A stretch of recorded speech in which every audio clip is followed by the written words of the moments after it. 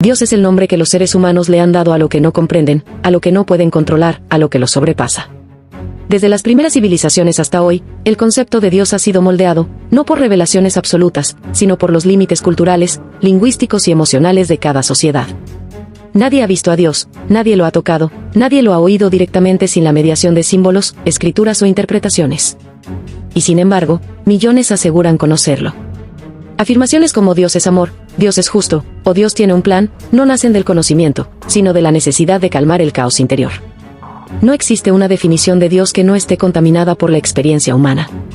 Cada imagen divina es una proyección antropomórfica de lo que tememos o deseamos. Se le ha hecho padre, juez, guerrero, energía, creador, luz, presencia, ausencia.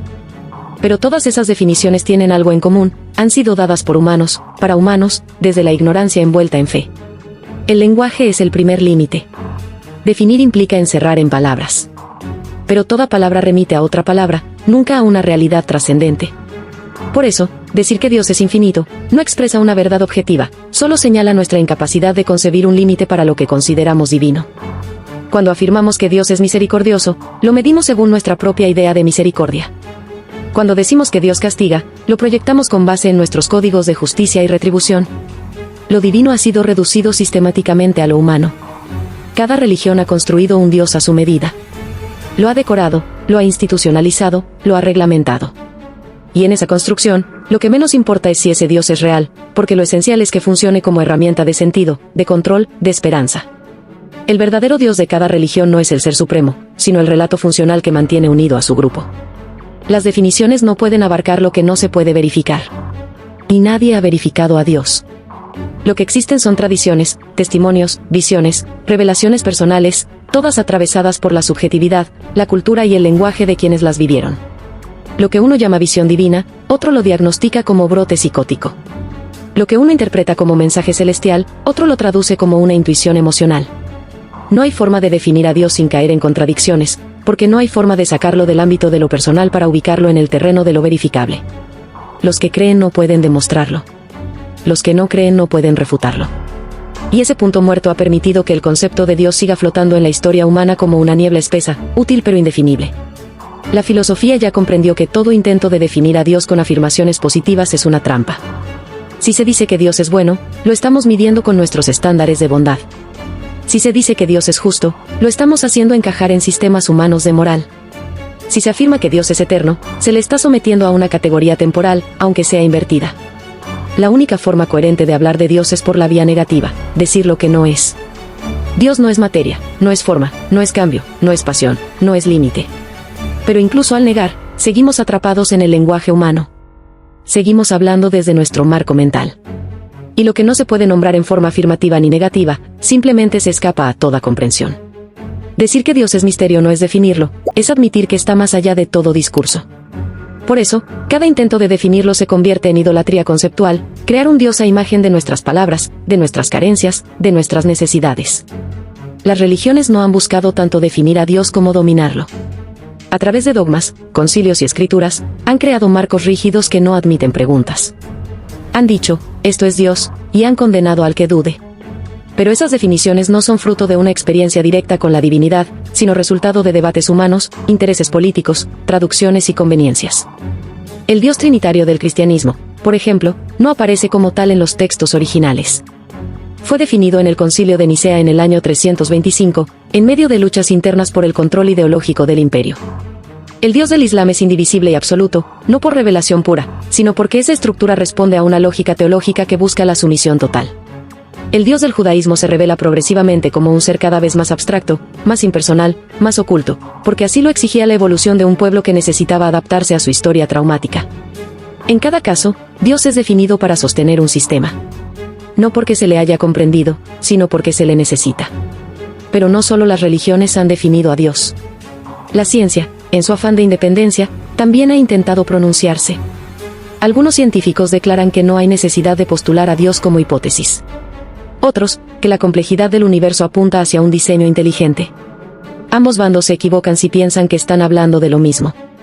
Porque Dios no es una ecuación, ni un diseño, ni una variable oculta. Si existe, no entra en los márgenes del método científico. Y si no existe, su idea sigue siendo una fuerza real en la mente humana. la ciencia no puede definir a Dios porque no está en su campo. Puede estudiar la religión, los efectos neurológicos de la fe, los patrones culturales de las creencias, pero no puede tocar el misterio sin destruirlo o reducirlo. Dios no es una partícula, ni un número. Y todo intento de hacerlo encajar en el paradigma científico es forzar el lenguaje hasta volverlo absurdo. La neurociencia ofrece otro ángulo aún más perturbador. Se han identificado regiones cerebrales que se activan durante experiencias místicas. Se ha inducido la sensación de presencia divina, mediante estímulos eléctricos en el lóbulo temporal. Se han registrado estados de disolución del ego, típicos de los místicos, en meditadores y usuarios de psicodélicos. Esto no prueba que Dios sea una ilusión, pero demuestra que la experiencia de Dios puede ser fabricada por el cerebro. Lo que se siente como lo más real puede ser simplemente una función cerebral. La trascendencia, entonces, no está allá afuera, sino en la arquitectura interna del ser humano.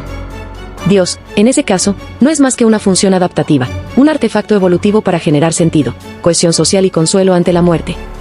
El hecho de que millones sientan a Dios no demuestra su existencia objetiva. Solo confirma que el cerebro humano está configurado para encontrar significado, incluso donde no lo hay. Lo sagrado puede ser solo una interpretación de lo desconocido. Y sin embargo, la idea de Dios persiste.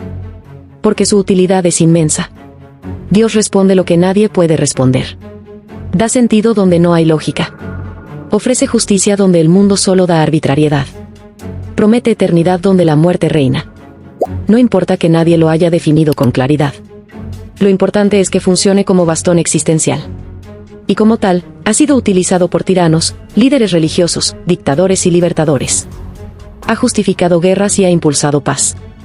Ha sembrado terror y ha dado esperanza. No porque Dios hable, sino porque cada quien habla en su nombre. Las definiciones de Dios han sido más bien definiciones de poder. Y quien controla el concepto, controla a las personas. Por eso, cuestionar a Dios es un acto subversivo. No porque se dude de un ser supremo, sino porque se pone en duda el sistema que se erige sobre su nombre. No hay dos definiciones iguales de Dios. Un musulmán, un cristiano y un hindú pueden decir, yo creo en Dios, pero están hablando de realidades completamente distintas. El primero se refiere a un monoteísmo absoluto, el segundo a una trinidad encarnada y el tercero a una multiplicidad de formas que emanan de una misma fuente. ¿Cuál es el verdadero? Todos dicen tener la verdad. Y todos se contradicen entre sí. No hay forma de reconciliar esas visiones sin reducirlas. La única verdad común es que cada cultura ha descrito a Dios a su manera. Y eso no dice nada sobre Dios. Dice todo sobre el ser humano. Porque cuando uno estudia a Dios, lo que encuentra es un espejo. Y cada civilización se ha contemplado en él, con terror o esperanza, con arrogancia o humildad. Pero siempre ha visto su propio rostro, disfrazado de divinidad. Definir a Dios es una forma de control.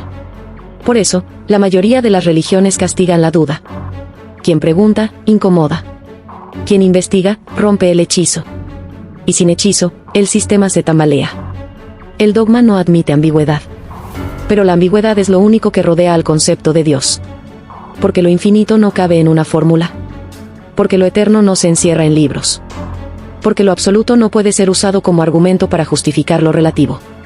Y sin embargo, eso es lo que ocurre cada día, se usa a Dios como excusa para imponer reglas, para condenar al otro, para evitar el pensamiento crítico. Se dice, Dios lo dijo, cuando en realidad lo dijo un sacerdote, un líder, un anciano, un libro escrito hace siglos por personas que no conocían el universo, ni el cerebro humano, ni las culturas del otro lado del mundo. Toda definición de Dios es una afirmación del poder que la pronuncia. Entonces, ¿quién es Dios? No hay respuesta. Porque toda respuesta es un artificio. Lo único que podemos afirmar con certeza es que nadie lo ha definido. Y que cada intento de hacerlo solo revela más sobre quien lo define que sobre la entidad definida. Dios es el símbolo más potente de la humanidad. Pero también el más manipulado. El más temido. El más deseado. Y por eso, el más deformado. Si Dios existe, no necesita defensores. No necesita definiciones. No requiere templos ni rituales. Si está más allá del tiempo y el espacio, también está más allá del lenguaje. Y por tanto, nadie puede hablar en su nombre sin caer en la soberbia de los ídolos. Dios es el silencio que empieza cuando terminan las palabras. El abismo que se abre cuando se agotan las certezas. La ausencia que habita en medio de cada pregunta sin respuesta. Nadie ha definido a Dios porque Dios no es un concepto. Es un límite. Es la frontera de lo humano. Y cada vez que lo nombramos, lo traicionamos. Por eso, todo discurso sobre Dios debe terminar en el silencio. porque solo allí, en la renuncia a definir, empieza la posibilidad de comprender que no comprendemos nada.